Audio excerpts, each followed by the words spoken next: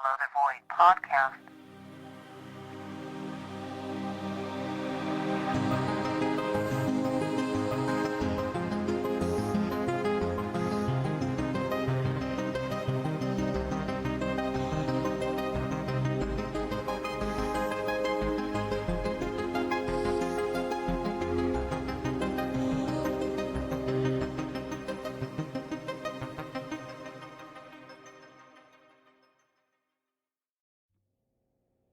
Hello, and welcome to a special segment of Below the Void. I'm here with my good friend Daina. Say hello. Hi. And today she's going to give me a tarot reading. Do you want to explain what this deck is? Tarot reading again because I'm back.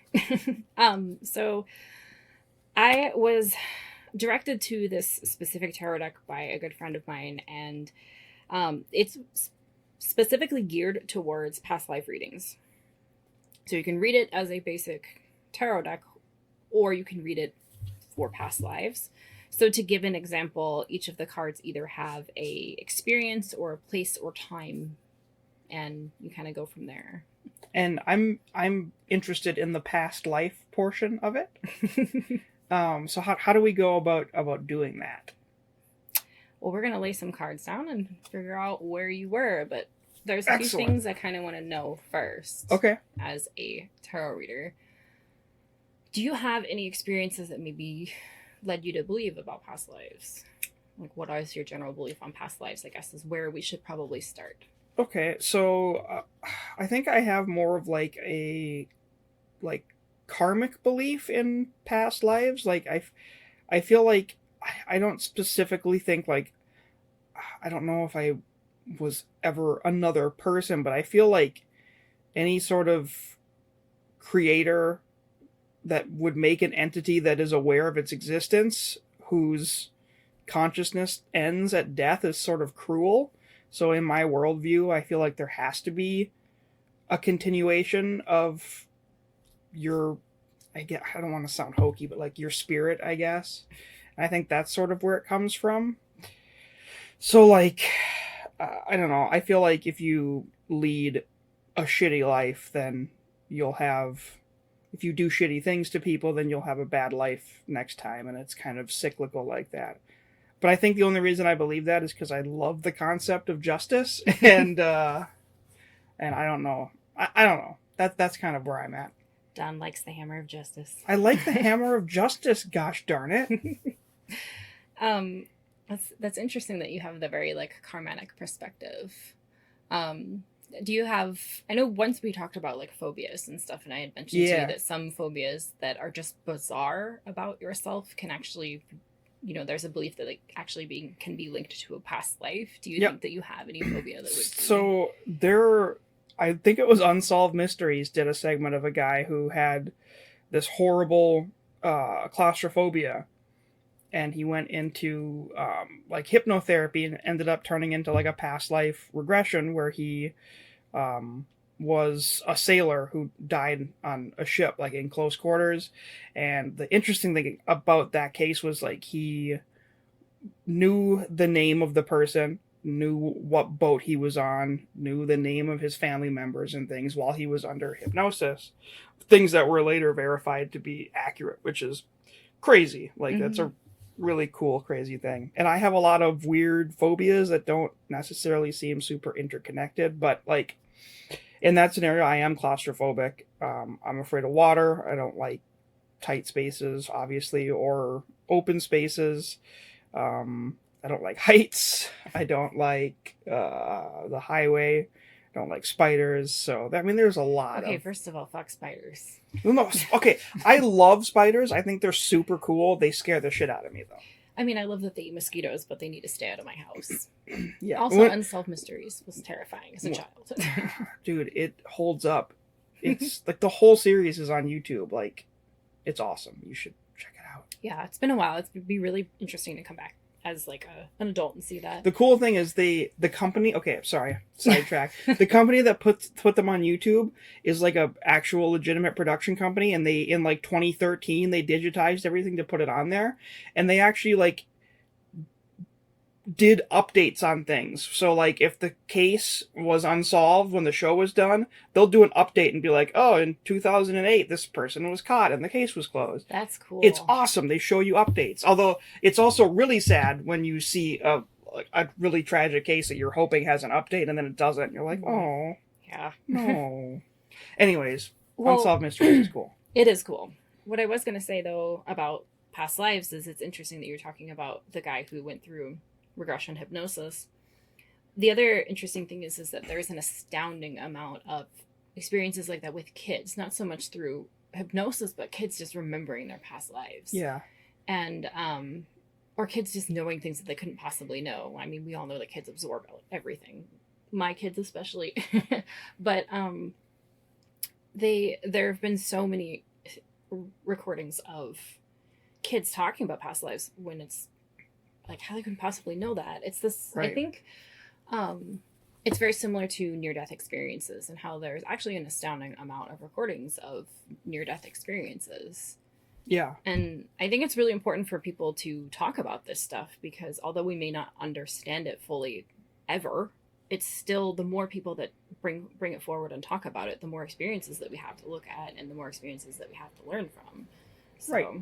And I don't like living like I have a very logical mind. I try to explain everything in a logical fashion, but it's so fucking boring. It is. Like I subscribe to the Fox Mulder school of I want to believe. So fucking I know, I do too. Roll those fucking dice. Lay them cards down, woman.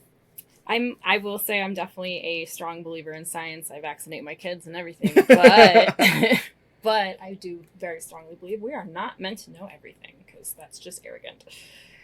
It's also cruel. I want to know everything. God dang it. You know what happens? You go to know everything and your head explodes like in why am I blanking on the name? Oh, Crystal Skull, Crystal Skull, Indiana Jones. Or you can open the Ark of Truth and your skin can melt off. So it's just not a good idea. Yeah. Or I could drink from the wrong grail and age to a skeleton instantly. It's funny that you had when you were a kid, were afraid of Temple of Doom because that scene from Last Crusade where he ages really fast and turns into a skeleton, that fucking freaked me out when I was a kid. You just had to bring up Temple of Doom. Notice I was specifically avoiding mentioning that movie. Well, you brought up Indiana Jones. Come on. But I can't pass up the opportunity to point out that you hated that movie so much that you destroyed your brother's copy of it. You just, damn it. You know, my brothers are, they're going to be like, that's right, take her down a peg. So I'm just saying, if you had done that to my VHS tape, I would have been very irate. Okay, so full story for the listeners. I basically got terrified of Temple of Doom when they ripped out the guy's heart, and then I basically disemboweled the tape and buried it in the front yard. And my brothers found it like 2 weeks later, and they have still yet to forgive me, and we're in our 30s. So... But I guess some wounds never heal. I guess Don just had to point out how much of a dick he is. I did. Okay, so let's get into your past life. See if you were a dick then. I hope so. Oh, I need to say for the record, I told Mr. B we were doing this, and he says he thinks I was an armadillo in a past life. So I don't know what he's basing that on, but that is his estimate. Probably bullshit as usual. Probably. Okay. I'm going to get a text from him when this episode goes up. It just goes, hey, what the fuck? Yep. Oh, he should have seen that coming, though. Yeah. So I would riffle shuffle these, but I'm a little bit worried about doing it on the table with the... Yeah, no, I've been watching you shuffle these for a half an hour. If they're not shuffled by now, it's not meant to be. No, you got to shuffle them while you're... That's part of tarot. You have to shuffle them while you're thinking about the intent. It's right, okay. From your village witch here. What is my intent? To know your past life. If there's any past life we can connect to. Oh, right. Okay. Got it. Hold on. Let me clear my mind. I'm just... Move that to the forefront. Just gonna, not riffle shuffle because I'm worried about the table, but... I hope the sound of the card shuffling comes through in the audio because it's very soothing. See, this is legitimate ASMR. I was gonna say, I think I might have brought this up the last time we did tarot, but you could do a tarot ASMR channel where you just the sound of the cards constantly. And like. I'm too. Just lightly whispering. I can't. What the cards are. These are the cards. I can't do ASMR. First of all, I don't understand it myself, and second of all, I just start laughing. Well, you could try. Oh, you got some jumpers. Sorry about that. We are fumigating next week. That was a really stupid joke. Why did you laugh at that? Because sometimes I laugh at your stupidity. God. I'm not letting you get away with shit tonight. No, that was the perfect moment for you to have just made me fucking stew in it. Like, just not say anything. Just let it linger and make me feel sometimes if I make that laugh, it means that I'm just like, that was dumb. Yeah, you gave me an out, though, with the laugh. That's the thing. If you want the stupid jokes to stop, you gotta... Okay, I know there's no stopping that. Yeah, that's true. It's like a free train. It's not gonna happen. Okay, so I just kind of intuitively pulled cards. We're gonna pull them. We're gonna flip them over, and we're gonna do our best to decipher them. Okay, so we have 6 of them. Didn't we do 3 last time? Yeah. Okay, so we have more cards this time. Yeah, we're not doing a just basic. This is a whole different type. Yeah. Interesting. Well, I feel like with the past life reading, you can't just do 3 cards. Honestly, you got to go bigger. Because there's just so much information that you need to know, and I'm a little bit apprehensive because this is the first time I've worked with this deck with this type of system, but we'll see kind of how this goes. So yes, let's do it. Bear with me. This is the first card I drew, so I'm going to flip this over. What is that? The plague. I just mentioned that. Excellent. The plague. Fantastic. Okay. All right. So I think. Okay. So. Interesting. All right, we're gonna. Oh, okay. Okay, I am definitely okay. I identify with this indigenous woman card. Okay, so we have 6 cards here. They are the plague, sun, Korea, Spain, loss, and indigenous woman. And if you want me to read off, because each card in this deck specifically has 2 different meanings because it's for past lives. So they'll have the traditional tarot meaning on the card, and then they'll have the past life meaning, which is different. Right.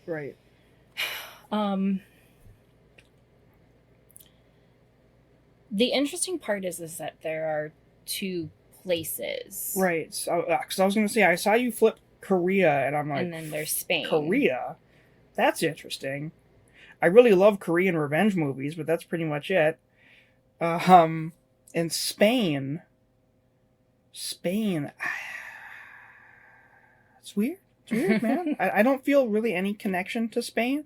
But here, let me tell you something. Sun, I am a sun, so I recognize this one. Plague, I am a plague. I get that. Loss, I've experienced some. We all have. And like I said, this indigenous woman, I feel like it's my spirit is that animal. What's you inside? Yeah. So the indigenous woman, what is that? It's a queen of... that is Queen of Pentacles. Of Pentacles. Yep. Okay. Interesting. I think it's funny that you keep associating it with your current life. We're not talking about your current life. Oh, that's right. Yeah. So I'm going to try and piece this together as much as I possibly can here. Good luck with that one. Basically, the loss comes from obviously the plague. I think what you lost in the past life was a offspring. So this is why that. So that's where the sun card comes from. Okay. Mm-hmm. And then, I almost think that you had a slave woman. Okay, well, that's a pretty nasty accusation to throw around. Or she was your wife. Maybe you married an indigenous woman and you guys... Although Well, historically, Spain has a storied history of conquering other people, so that could easily factor into that. But that leaves this guy right here, Korea. well, here's the Maybe thing. that's where I got the plague, Maybe. or where my son got the plague. Well, it would make more sense. I'm not entirely sure how far the Black Plague traveled, to be honest. I didn't think it was really prevalent in the East, but No, it was only it Europe. was, yeah. I don't know if it really was in Spain. So that's kind of interesting. Well, there's the Spanish flu, so maybe it's not that far back. Maybe it's not necessarily the Black Plague. Maybe Right? it's just a plague, an illness. It's an illness. That's the interesting thing about this is that you Also, kind the of have to plague think. could be the Spanish. I mean, if you're an indigenous people and It's true. Spain's coming to conquer you, I mean, well, it wouldn't necessarily need to be like a disease plague, it could be a threat of some kind. right? Because this is the tower. Mm-hmm, yeah. The plague card is equal to the tower, which we talked about last time. Is usually a card you don't want to see. Well, the tower It's a pretty ominous thing. Yeah, it's pretty much there's going to be a dramatic shift. Something in your life is going to change, and it's going to change very suddenly, and it's not generally going to feel good. Because a lot of the times when things like that happen to us, it doesn't feel good. It feels terrible. And most of the time, I mean, yeah, that you're kind of thinking it just makes sense that it ties into the lost card. Yeah. And I agree with you, because that's kind of where my mind went right away, was the loss and son. Mm-hmm.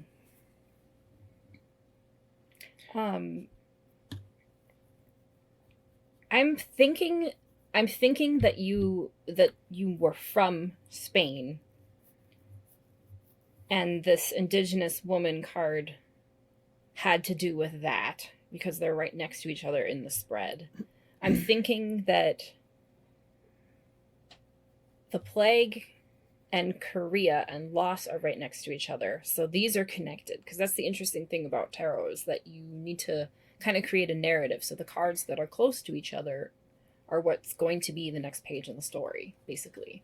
Right, okay. So I'm thinking that you probably must have had an experience in Korea that created some sort of shift in your life that brought about loss. And that was when you lost, for say, an offspring, which would be your son. And now, let me ask you this. Can one of these could the indigenous woman, could that be me? Or is that not the way this is supposed to work? It could be you. I honestly am not feeling that it is. I mean, I feel that it's not. I feel that it is. But it's not against the rules of this tarot system. No. It could very well be you. I'm just kind of trying to go by like my intuition, and I honestly feel that this is a spouse. I think it's a spouse. I really do. I like that better than slave. I know. I was trying to pull your chain. If I could be honest with you there. Yeah, I think it's your spouse. I think it was your spouse.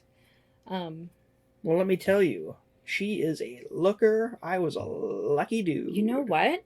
I think you were from Korea and she was from Spain. That's what I think, because these two cards are next to each other. And the Spain and the indigenous woman. So I'm trying to look up right now. I'm sorry. I don't want. It's driving me nuts. I want to see what sort of historical interactions Spain and Korea have had, because I feel like there probably is some. Like I said, Spain. Oh boy, did they like to conquer.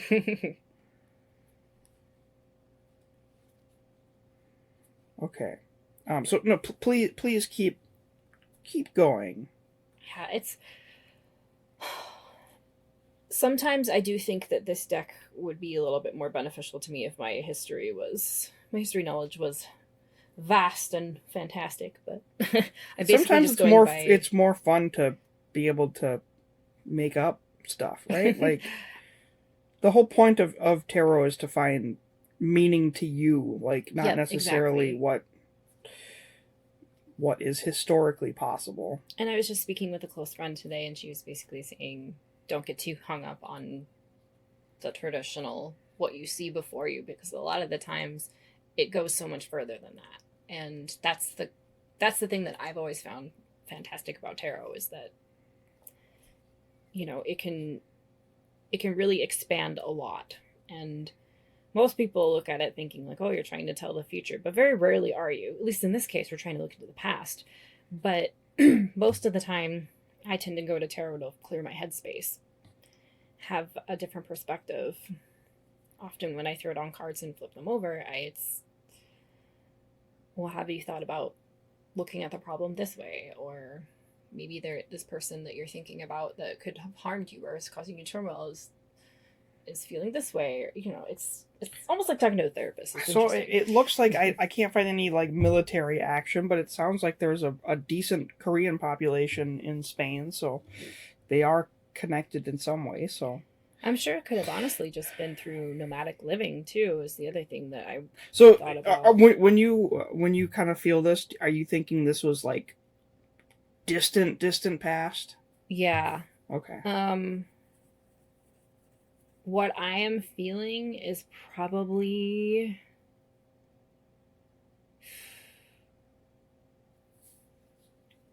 I would say like 14 or 1300s, maybe even beneath, like past, further back past that. That's just kind of what I'm feeling. That's interesting. I really kind of have to rely on a lot of what pops in my head. Intuition. Well, that's kind of the point, right? Yep, intuition, you need to intuit. Yep. Work that intuition. But yeah, that's basically what I'm feeling, is that this was quite some time ago. So it's not a recent, I mean, I personally do believe that your past lives can be relatively recent. I think that some people can die and then basically reincarnate rather quickly, or they can take some time. It just depends on what they need to learn, what their lessons are. And I have somewhat of a karmatic view about it, as you do, but I don't think that if you do wrongdoing in a past life that you will have karmatic retribution in the next life.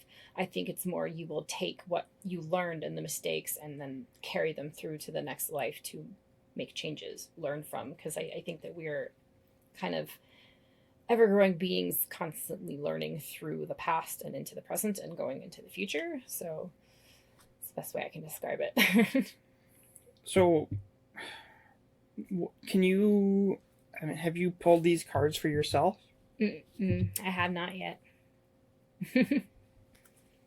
One of my friends was going to do a past life reading for me very soon, but we haven't done it yet. So, well, you're gonna have to keep me posted on that. Yeah, I have some inklings of my own past lives. I have some of my own experiences, so I'm kind of curious to see what will come up when she does one for me.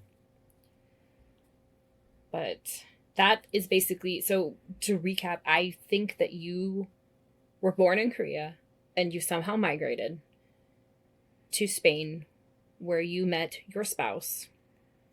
And I think that there was some sort of tragedy that happened on a larger scale, not necessarily sickness, but it could be, or it could just be the product of war or famine, or, you know, that basically brought about the death and the loss of your son. It's interesting because sometimes past life readings and past life regressions, they don't necessarily go into how you died, but maybe something that was detrimental in your life that shifted the course of everything, that left a mark on your soul, pretty much. Right. Because, I mean, you would think if you're a being that lives beyond death, that the actual death of each incarnation wouldn't be that big of a deal to it. Mm-hmm. And wouldn't necessarily be the thing that it would always point to. So I do like that aspect of it. Yep. That makes sense to me. I mean, so many people assume that if they do past life regression, they're going to see how they died. And more often than not, you tend to go to an experience that sort of defined you. Right. So, not many people are defined by their death, thankfully. No. Most are defined by something like this that would happen in their life, like losing a child or other things like that. Yeah, that's really cool. I like that. Well, I think that a lot of people are defined by both loss and achievement. But now, the interesting thing to me, though, is like, because in theory, you would have multiple past lives, right? Yes. So, how do we discern why the cards wanted to show us this one? That is an interesting question, and one I don't honestly quite have an answer for. I think it's just... That might be one of those things that's just, you're better off not knowing. Or maybe it's just, this is what you needed to see right now, and that's as simple as it is.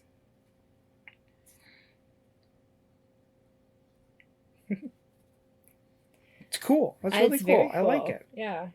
Yeah, this is the first time I've tried this deck, so this is really interesting. I would be extremely interested to see what Mr. B's cards are, because that would be... I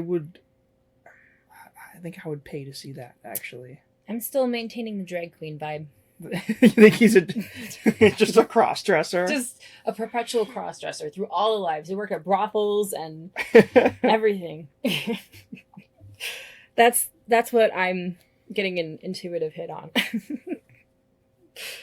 Well, I'm really glad we didn't get any evidence that I was an armadillo. So I don't see any armadillo evidence here. I don't see any. I mean, I see nary hide nor hair of an armadillo in these cards. I think we missed that that assumption. Yes. Well, do you have any final thoughts you want to impart from this tarot experience? Well, I do want to mention the person that created this deck, because tarot decks to me are a form of someone's artwork and their interpretation of a absolutely system. Yeah. So this deck was created by Red Orchid Publishing, so you guys can find that on the website if anyone's curious and is a tarot nerd like me. I'll put a link up to it. Awesome. I think it's important just to share someone else's artwork and their work. A lot of work goes into tarot decks. So, but the other thing is that obviously past lives, we don't know for sure anything about any of this, but that's, I think, the fun in it.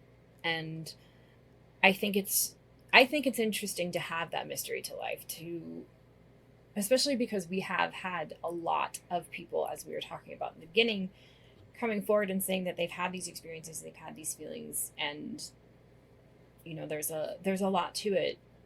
The same can be said for almost anything else paranormal. There's a lot of people who've had experiences that can validate, and so when more and more people talk about it, the more that others come forward and talk about it more too. And I do think that these things exist, and the same with a lot of paranormal stuff, as you know. So I think it's important for people to share that kind of stuff. So I do too, honestly. I would encourage your listeners, if they do have experiences with past lives, to talk about it. Yeah, like when you asked me about it, like, do you ever have an inkling that that you had a specific past life or that you died a specific way? And I never really have, but I've heard so many stories of people who are convinced that they have, like, oh, I died this way, or I was this person in a past life, whatever. And I'm sure some of them are just sort of saying it to say it, but I think some people genuinely believe it, and it's, I don't know, I think it's interesting. I don't think it's something that we can just completely disregard out of hand because it doesn't line up with general, science and logic. It's just one of those interesting things that make life a little more interesting. Mm-hmm. And my thoughts on intuition, psychic abilities, the sixth sense, whatever you want to call it, basically it's just another trait that people have. Some people are more refined at it and others aren't. For instance, some people are fantastic at certain musical instruments and other people aren't musically inclined at all. That would be... But everybody has the base ability to do this sort of thing, is what I personally believe. So, that's another reason why you have some of these people who are telling you, I have these experiences, and you're having other people who are like, I've never had an experience like that. That's right. Basically what it is. Absolutely. and the other thing is, I was reading an article a while ago about, it was from a medical journal. It was talking about how basically when you're dying, your brain dumps all of its like calming and all of its dopamine and everything. It literally just dumps it all into you to try and comfort you in your last moments. And they believe that they've essentially solved the mystery of near-death experiences because your brain is is playing for you essentially like the most realistic movie of all time as you pass into the next life. Mm-hmm. And there was some comment, like it wasn't like shitting all over near death experiences, but it was just saying that this is a sort of a logical conclusion that we can kind of come to because of this study. Mm-hmm. And there were so many comments of just like, honestly, like asshole people. Just like, oh, I knew all those people are crazy who say they've had a past life. No one's ever been to heaven. Blah blah blah. It's like, well, I mean, if the near death experience is, even if it is caused by your brain, does that make it not real? That's what I've always wondered too. Yeah, it's I feel like reality is entirely created by your brain. So I don't know. I feel like that's a stupid argument to make, and makes you look like kind of a big old dum-dum. Reality is basically your perception, I guess you could look at it that way. But the other thing is that oh crud, I forgot what I was gonna say. Oh, my brain crashed. I have cursed you with my absent-mindedness. My absent-mindedness. Oh, that's what it was.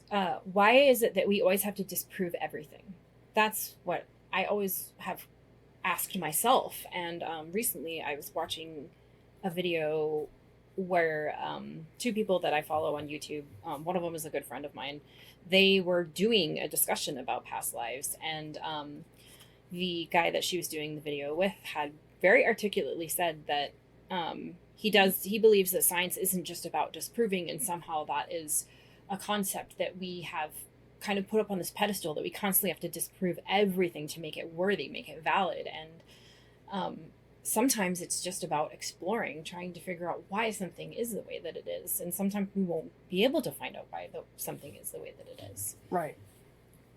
Well, and when you have things that are unexplained like that, I feel like there's one major question that you should ask yourself, and the question is it hurting anybody? And if no, leave it the fuck alone. I mean, seriously, if that's the case, if it's making anyone's life better and not making anyone's life worse, why are we wasting energy trying to tear it down? I don't get that. Yeah. But, well, there are so many people who think, oh, delusion, but I've had many conversations with my therapist about this kind of stuff, and she basically was like, you know what, as long as nothing is telling you to kill anybody, it's fine. And I was like, oh, that's comforting. Cool, thanks. On that note, has it told you to kill anybody? Oh no. Oh my god. The only thing that I fear for my safety. The only thing that has told me to kill anybody is my husband when I'm in the car with him. With his road rage. I've ridden in the car with your husband. Many a time I've feared for my life. Yes. We love him, just kidding. Doesn't change the fact that he's a very scary driver. He is a scary driver. He's a little bit better when the kids are in the car, but God, I hope so. I've never seen a human being flip off another human being more than driving in the car with him. You know, thankfully when our children are in the car, it's very like muttered under his breath. It's just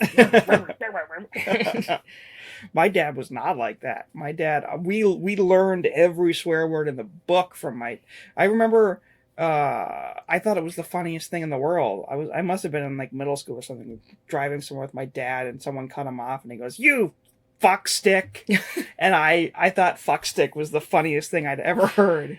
And see, that's what it is. That's what it is growing up in the 90s. You hear all the horrible swear words that come out of our fatherly figures' mouths. Yeah. Now it's like, oh, don't say that in front of your kid, because then they're going to go say it to your really religious in-laws, and that probably would be a really bad thing. Yeah, but like, I feel like that's not entirely true, because we had that happen to us and we turned out pretty fucking awesome, so.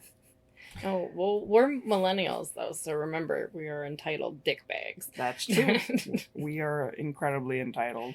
Oh, but I don't think you want me to get political on your paranormal podcast. No, I don't think we have enough time to cover that. So we're going to put a stop to that. Yeah.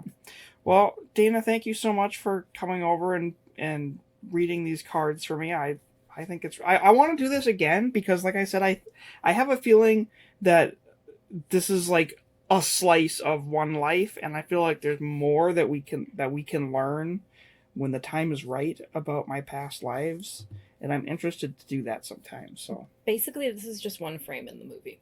yes, is exactly. And there's a lot of frames in a movie. Mm-hmm. There's like 24 of them every second. Or 60. Movies are 24. Come on, everyone knows that. So anyways, thank you so much. Mm-hmm.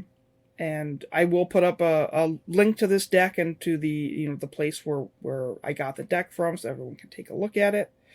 And my YouTube channel, because I'm horrible at plugging myself. You remain horrible at plugging yourself because you waited until the end. Yeah. We'll put a link to your YouTube channel. Just tell them what it's called. It's called TheShadowMoonWitch, and not to be confused with the H.P. Lovecraft story of the same name. No, definitely not. That's a joke. Or, the WoW reference that's hidden in there. Oh, that's not hidden. No. That's just there. No. But nerd. Okay, you'd think the giant tattoo on my leg for WoW would be the giveaway there, not the... Yes, but the listeners can't hear your tattoo. They can't hear my tattoo.